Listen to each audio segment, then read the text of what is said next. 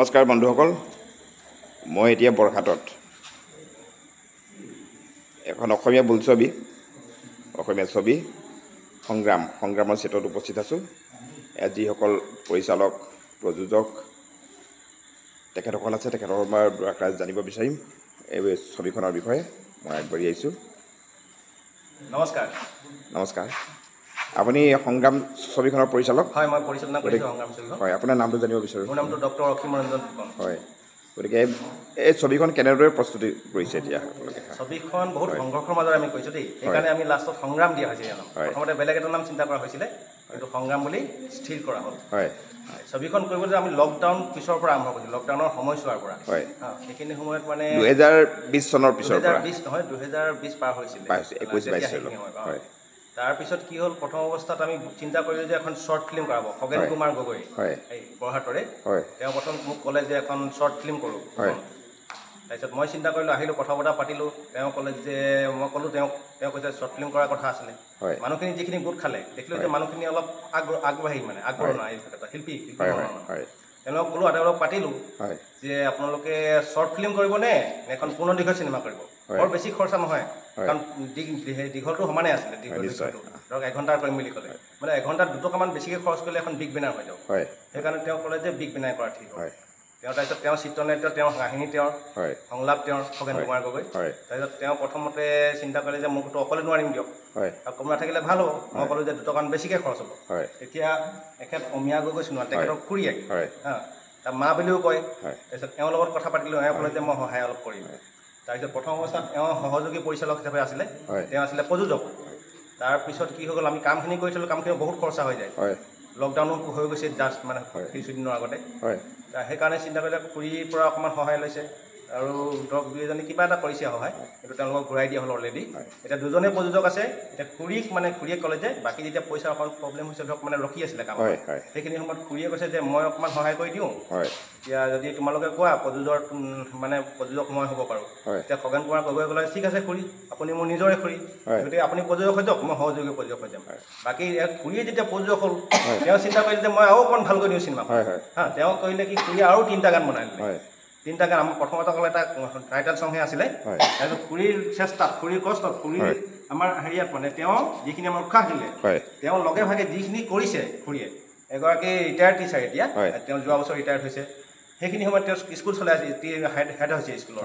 সেইখিনি হৈ তেওঁ যিখিনি কাম কৰিলে বহুত ভাল লাগিলে কৰি। আৰম্ভণি সময়ছোৱাত তেখেত তেওঁৱে গুৰি থৈ আছে। খগেন গগৈ আছে, ধৰক তেওঁ ক'লে যে মই সহযোগী হৈ থাকিম প্ৰযোজক, মইতো কাহিনী, মোৰ একশ্যন ডাইৰেক্টৰ হিচাপে মই আছোৱেই, লগতে আমাৰ জুবিন আছে, কেইজনমান আছে, তেনেকৈ জয়ন্ত গগৈ তেওঁ এছিষ্টেণ্ট কৰিছে, আৰু আছে উত্তম আছে, তেনেকৈ কৰি আৰু কেইজনমান আছে। তেওঁলোকেও কৈছে যে আমিও সহায় কৰোঁ, কিবা কিবি ধৰক মানে লগ লাগি কৰোঁ, তেনেদৰে মানে কৰা হ'ল। এতিয়া কথা এটা জানিব বিচাৰিছোঁ, মই মুখ্য প্ৰযোজক হিচাপে বাইদেউ। এতিয়া মুখ্য প্ৰযোজক এখেতে খগেন কুমাৰ গগৈ।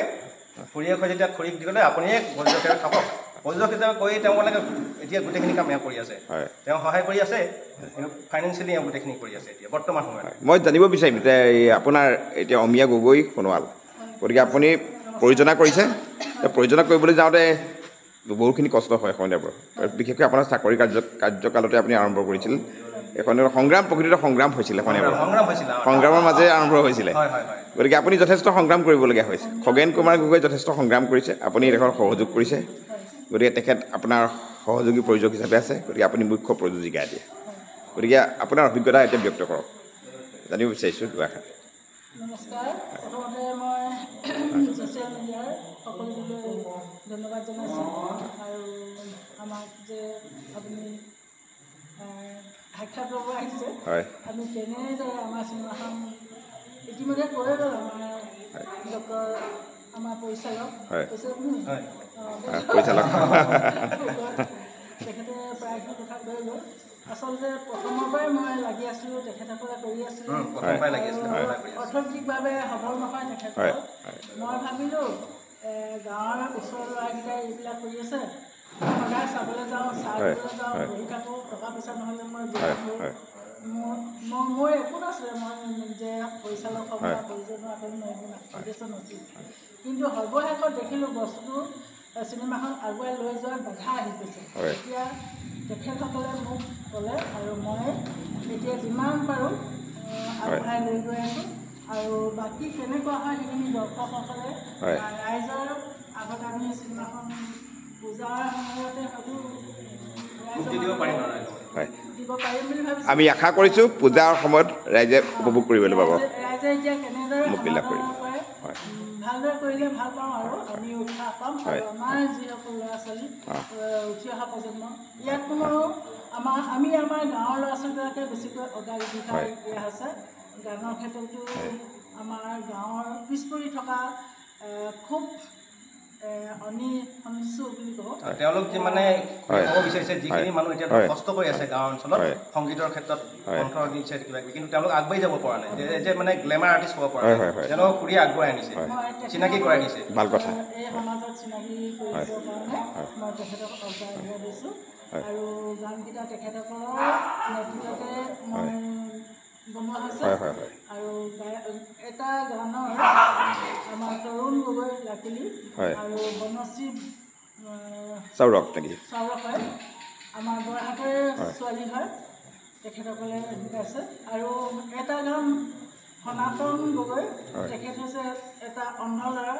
আটাইকেইটা গানে তেওঁৱে লিখিছে, মানে সনাতনে তিনিটা গান আছে, তিনিটা গান সনাতনে লিখিছে, তেওঁ সম্পূৰ্ণৰূপে অন্ধ। গীতিকাৰ সনাতন গগৈ অন্ধ হয়নে? ভাল কথা। নাট্যকাৰো হয়, তেওঁ বৰ কষ্টত পঢ়ে ল'ৰাটো, কলেজীয়া মানে এতিয়া ডিগ্ৰী পঢ়ি আছে। মই তেওঁ লগ পাইছিলোঁ, দুইটা চকুৰে অন্ধ, বাঁহৰ কাঠি কামি বনাই বিক্ৰী কৰে, গগনা বনাই বিক্ৰী কৰে। মই তেওঁৰ দুখ দেখি খুব দুখ লাগিছিলে আৰু তেওঁ মোবাইলৰ কাৰণে মোক এটা অনুৰোধ কৰিছিলে, মই মোবাইল দিলোঁ আৰু মই তেখেতক লগ কৰি থাকোঁ, পঢ়াৰ ক্ষেত্ৰতো অলপ মই তেখেতক সনাতন গগৈক সহায় কৰিছোঁ আৰু এই গানকেইটা লিখিবৰ কাৰণে তেখেতক কোৱা হৈছে আৰু তেওঁ কণ্ঠদান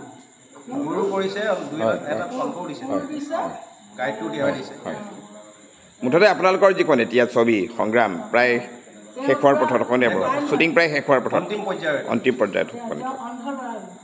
হ'ব, ভাল কথা দিয়ক, তেখেতক আমি প্ৰচাৰলৈ আনিছোঁ, ভাল কথা।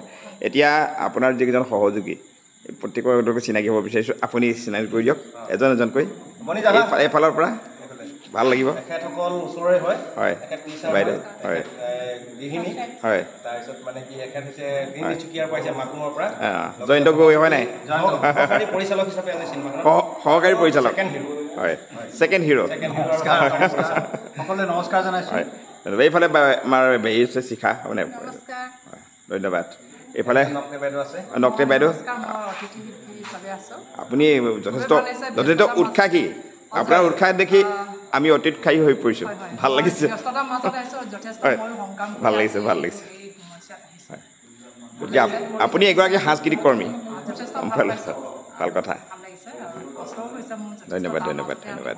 এষাৰ কথা কওঁ, মানে কি চিনেমাখন হয়, খুৰী আমাৰ প্ৰযোজক বাইদেৱে হয়, তেওঁৰ পুত্ৰ বৰ্তমান যি নাই, হয়, তেওঁৰ নামত উৎসৰ্গা কৰিছোঁ, মানে তেওঁৰ স্মৰণ, হয়, তেওঁৰ নামত, হয়, ধন্যবাদ। নামটো আপুনি কৈ দিলে ভাল লাগিব। হয়, হয়, হয়, হয়, তেওঁ বৰহাট কলেজৰে হয়, স্নাতক বৰ্ষৰ হয়, ফাইনেল ইয়েৰ ছাত্ৰ আছিলে, নামটো আছিলে ধ্ৰুৱজ্যোতি সোণোৱাল। হয়, আকৌ তেওঁৰ মৃত্যুত গভীৰ দুখ প্ৰকাশ কৰি আৰু তেওঁৰ স্মৃতি ৰক্ষাৰ কাৰণে মই তেওঁৰ নামত উৎসৰ্গা কৰিব বিচাৰিছোঁ। চিনেমাখন তেওঁক শ্ৰদ্ধাঞ্জলি দিব বিচাৰিছোঁ। হয়, ধন্যবাদ। আৰম্ভণি তেখেতৰ ওলাব হয়নে বাৰু? ধন্যবাদ। বাকী দুজনৰ লগত চিনাকি হ'ব বিচাৰিছোঁ। যোৰহাটৰ পৰা। আপোনাৰ তেখেতৰ নামটো উত্তম কুমাৰ, আপোনাৰ সহযোগী হয় নাই? সহকাৰী পৰিচালক উত্তম কুমাৰ, নিজে প্ৰযোজনা কৰিছে তৰে হিৰ বুলি, হয়, আদিবাসী কথা, হয়, হয়, হয়, হয়। তাৰপিছত তেখেত হৈছে মেকআপৰ, হয়, মেকআপৰ অজয় ফুকন। এতিয়া হয়, তাত বৰহাটৰ দৃশ্যপটত আপোনালোকক ভৱিষ্যতে আকৌ পুনৰ লগ পাম, তাকে আশা কৰিছোঁ দেই। এতিয়া সাংস্কৃতিক ক্ষেত্ৰখন উজ্জ্বলিছে বৰ্তমানে, আমাৰ অমীয়া গগৈ বাইদেউ আছে, লগত আপুনি যেতিয়া থাকে আমাৰ ফুকন তাৰ হয়নে? গতিকে এইগৰাকী আছে, ভাল এগৰাকী অভিনয় আৰু কেইবাজনো আছে বৰ্তমান তেওঁলোক নাই। আৰু এটা কথা কওঁ, এই ওচৰৰ পাজৰৰ মানুহ যিখিনি মহিলাসকলে ৰাতি 1:30 2টালৈকে আমাৰ লগত মানে শ্বুটিঙত আছে, অভিনয় কৰিছে, মানিবলগীয়া কথা। ভাল লাগিছে তেওঁলোকৰ মানে সাহস, উৎসাহ আৰু শিল্পী মনৰ যিটো ভাৱ ভাল লাগিছে। তেওঁলোকে যিখিনি আমাক এই সংগ্ৰাম চিনেমাখন চলাই নিবলৈ অভিনয় কৰিবৰ কাৰণে যিখিনি তেওঁলোকে উৎসাহ দিছে আৰু নিজে তাত যিহেতু তেওঁলোকে অভিনয় কৰিছে, আপোনাক ভাল এটা মঞ্চ দিছে। আপোনালোকে জানি আচৰিত হ'ব, ৰাতি 1টা 2টা বজাত তেওঁলোকে আমাৰ লগত আহি এই গোটেই চিনেমাখন নিজে অভিনয় কৰিছে, আমাক উৎসাহ দিছে। তাৰ কাৰণে আমি হাত পাতি অন্তৰাজ্য ধন্যবাদ জনাইছোঁ। নমস্কাৰ। আৰু এজন আছে, তেখেত কোৰিঅ'গ্ৰাফাৰ হিচাপে আছে। কোৰিঅ'গ্ৰাফাৰ, আপোনাৰ নামটো? নমস্কাৰ, মোৰ নাম বৰ্ণিল বৰগোহাঁই। সুন্দৰ, আপোনাৰ কোৰিঅ'গ্ৰাফী ভাল লাগিছে। হয়, কোৰিঅ'গ্ৰাফী যে নৃত্যবিলাক দেখিছোঁ যেতিয়া তেখেতে হয় নাই বাৰু? গম পাইছোঁ। হয় হয়, ধন্যবাদ থাকিলে আপোনালৈ। ভৱিষ্যতলৈ আৰু উজ্জ্বল হ'বলৈ কামনা কৰিছোঁ।